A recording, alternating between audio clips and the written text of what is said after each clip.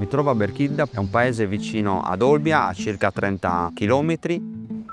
Berchidda è famosa per il time jazz creato da Paolo Fresu, che ogni anno porta artisti da ogni parte del mondo.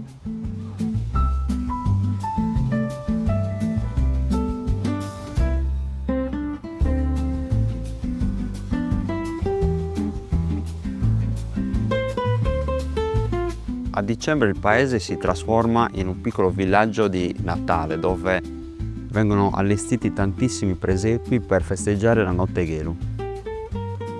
2500 abitanti con tanti servizi e tanti negozi, botteghe dove puoi acquistare prodotti locali a chilometro zero.